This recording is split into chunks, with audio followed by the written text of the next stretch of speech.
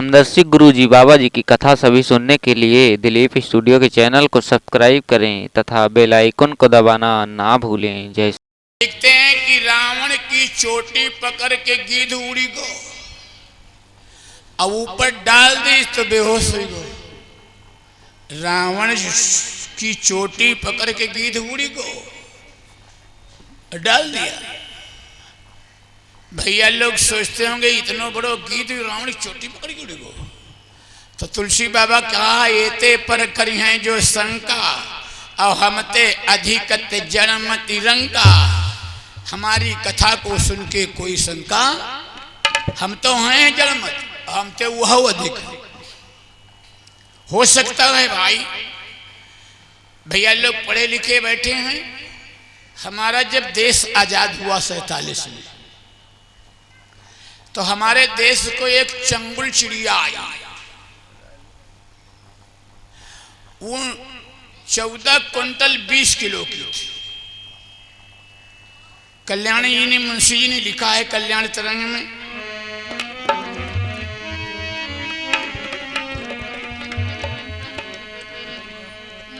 चंगुल चिड़िया आई भारत माँ दीनो सारा देश बिजार। चंगुल चिड़िया आई भारत में दीनो सारा देश उजाड़। उसको मारा गोविंद सिंह ने भैया सुनो लगा के कान। वाकी चोच राहुल मार रखी भैया सती कहो परमान। उनकी बात ही रही तो गिद्ध राज के सुनो बयान। हमारे देश में चंगुल चिड़िया आई थी। हाथी को, ऊंट को, घोड़े को, आदमी को लील जाती थी जैसे मछली ली रहती। बाजार गांव देश बंद हो गया था। गुरु गोविंद ने मारा। नली लेकर के बंदूक बैठ गए, कटारी लेकर के बैठ गए। इनको जब लीला तो उसके सहित टोंट नाई बंद हो गई, कई घाव लगाए। लीली गई, कटारी से कई घाव बनाए, तब उसको मारा गया। तौली गई तो 14 क्विंटल 20 किलो की। तभी से सिखों के नाम सिंह पड़ गए। जो सिख हैं तो सिंह नाम गुरु गोविंद सिंह तभी पड़े। हाँ, हो सकता है गिद्ध और युद्ध में, रावण में कहां तक युद्ध हो भाई। अंत में हताश हो गया रावण।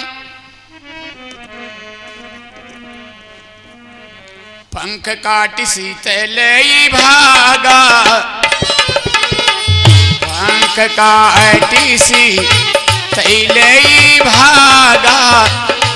मही पर गिरी खग सोचन लागा। पंख काटी सीतलई भागा, मही पर गिरी खग सोचने लागा। पंख काटी सीतलई भागा, मही पर गिरी खग सोचने लागा। मही पर गिरी खग सोचन, अब पता नहीं सोच क्या रहा, आगे कथा भी आएगी, ध्यान देना। ये सोच क्या रहा है।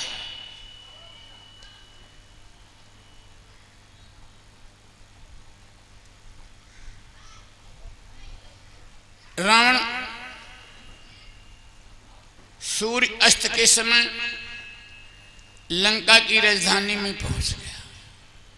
सोचा कि महल के अंदर ले जाऊंगा, रखूंगा, लेकिन रावण बड़ो ज्ञानी विद्वान, ब्रह्मा जी के साप आ गया। ब्रह्मा जी ने बताया था रावण तुम अमर हो, मरोगे नहीं।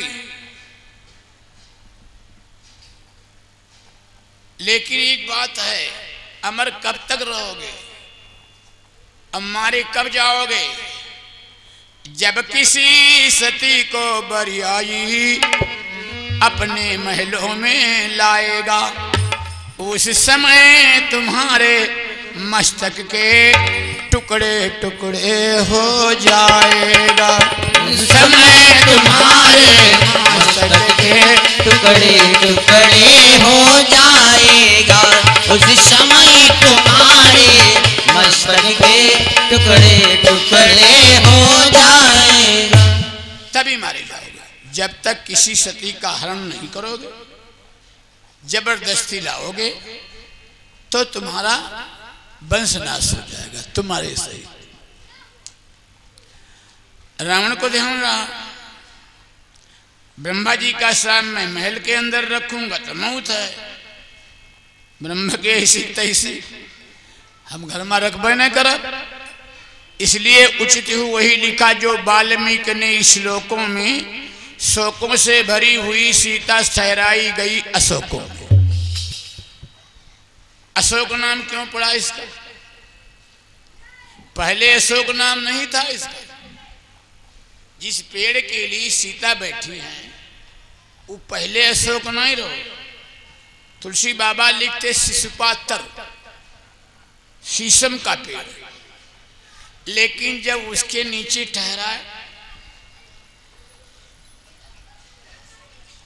14 महीना 10 दिन सीता लंका में रही, वो हब इंद्र जी खियाई गए तो 14 महीना 10 दिन तक उनके भूख ही नहीं लगी, तो उसका नाम पड़ा अशोक। ना पानी पिया है ना भोजन किया है, इसका नाम पहले था शिशुपात्र। अशोक वृक्ष के नीचे बैठ गई। भगवान राम उधर आश्रम पे आए। लक्ष्मण जी ढूंढते ढूंढते भगवान के पास गए। भगवान राम आ रहे थे। भगवान ने पूछा, भैया ये बताओ तुम सीता को अकेले कैसे छोड़ी आए? जब मैंने कहा था कि 4 प्रकार से ड्यूटी कर्म, सीता कैरी की हो रखवारी, बुद्धि विवेक बल समय विचार। सीता लक्ष्मण की गलती से सीता चुराई गई। लक्ष्मण जाने बूझ चुरवा दी। अगर 4 पहरा लगाते तो सीता चोरी नहीं होती। बुद्धि विवेक बल समय,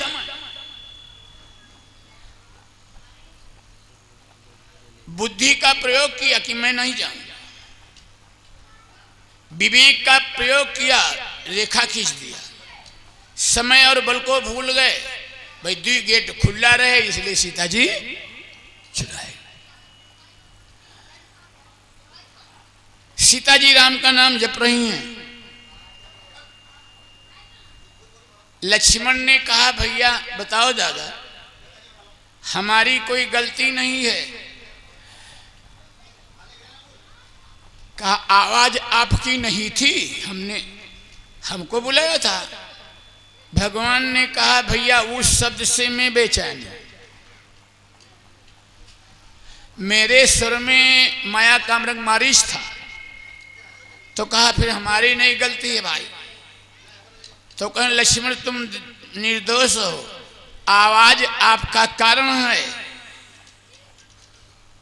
मेरे स्वर में मारीच की आवाज थी। भगवान का बायां अंग फड़कने लगा। भगवान जान गए बावां अंग फड़क रहा है तो गड़बड़ में।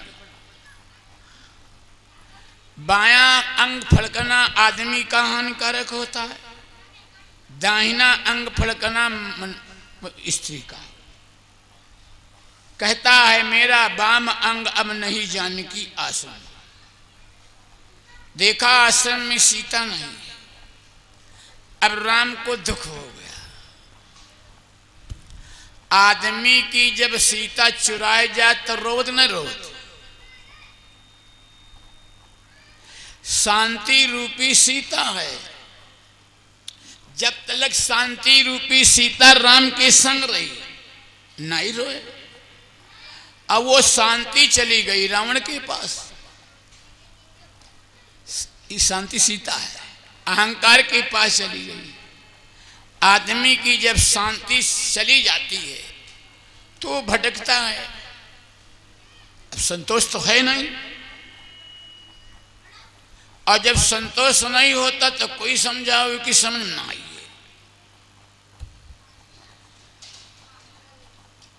राम लक्ष्मण दोनों ढूंढे लगे।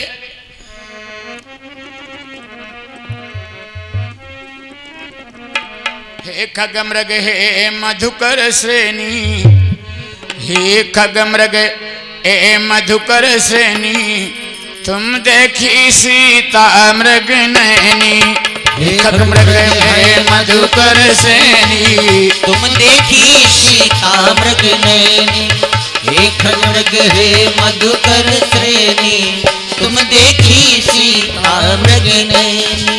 हे खगमृग हे मधुकर श्रेणी, तुम देखी सीता मृग नैनी। हे खगमृग हे मधुकर श्रेणी, तुम देखी सीता मृग नैनी। हे खगमृग हे मधुकर श्रेणी, तुम देखी सीता मृग नैनी। यानी कहने का मतलब पहले कोई झूठ नहीं बोल रहा है। आज की 50 साल पहले कोई झूठ नहीं बोल रहा है। बूढ़े बड़े कहते हैं हमारे परिवार है भाई, हम कसम नहीं खाए। अब कहते हैं हम झूठ नहीं बोलो।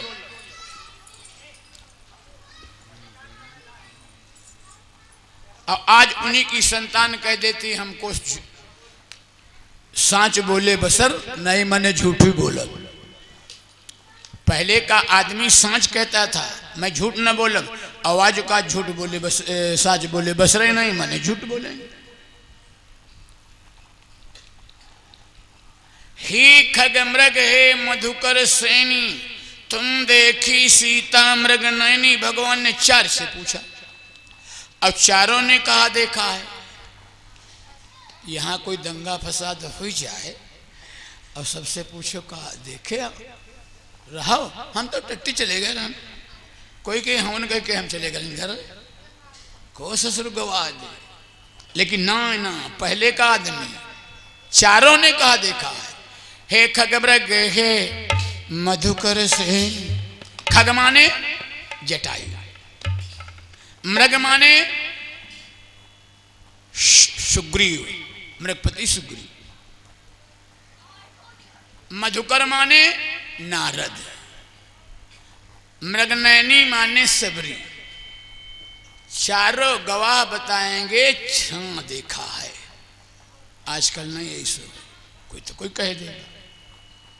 हे खगमृग हे मधुकर सेन, तुम देखी सीता मृग नहीं। तो चौपाई में भाई पहले खग आया है, चौपाई में खग आया है तो भगवान को खगई मिलो।